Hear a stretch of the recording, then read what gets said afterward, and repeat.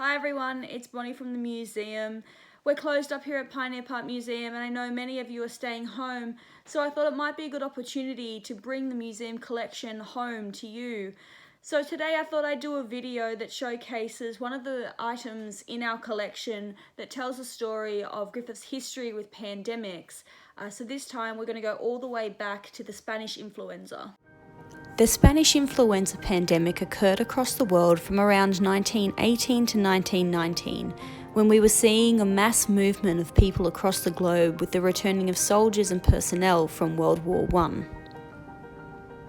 It is estimated that between 20 to 50 million people were killed by the Spanish influenza worldwide, but due to a lack of medical records at the time, the true number is unknown, and some estimate that it could be as high as 100 million deaths from the Spanish flu.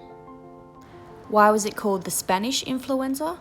It's a common myth that it originated in Spain, but we actually don't know exactly where it originated.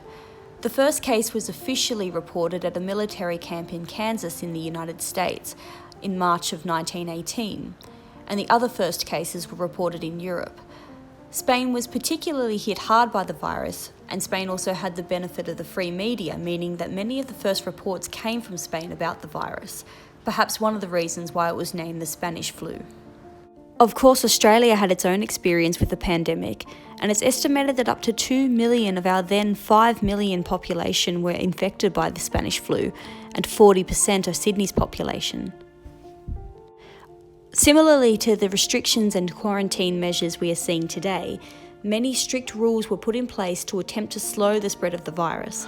Like in 2020, the 1919 Royal Easter Show was cancelled, as were dance halls and cinemas. Queensland had implemented border control measures, and Tasmania saw the nation's lowest mortality rate as a result of their strict quarantine. But ultimately, it is estimated that between 12,000 and 15,000 people died of the Spanish influenza in Australia. Worldwide, 500 million were infected by the flu, which caused more deaths than the Great War that had just ended. So of course, the new little community of Griffith was not exempt from this pandemic, particularly as soldiers returned from the First World War, bringing the infection with them. A treatment area was set up in the Hamwood Hall, and Dr. Watkins oversaw the approach to the Spanish influenza here in the area. Of course, Dr. Watkins did have some help from some fantastic nurses, and just as we are so very grateful for our healthcare workers and essential workers today, the members of the budding community of Griffith certainly were too. To thank the doctor and the nurses, Dr. Watkins was presented with a gold medal, and the nurses were presented with a gold watch. Now, we actually have one of these watches here in the Pioneer Park Museum collection, and it was presented to Nurse Gwentheian Jenkins. This fine gold watch was retailed by A. Saunders of George Street in Sydney, who operated from the 1800s to the 1940s.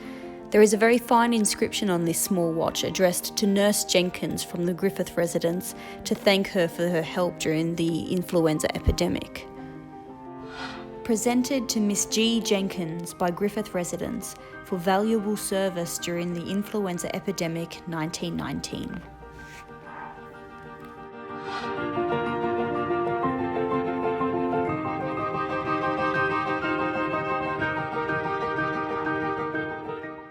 This dainty watch was such a brilliant expression of gratitude from the small and new community of Griffith, and speaks volumes of the appreciation for essential workers felt by our community today in 2020 as we battle through the COVID-19 pandemic. So thanks all for tuning in. I hope you've enjoyed watching. So stay safe and look after one another, and I'll see you next time. Bye.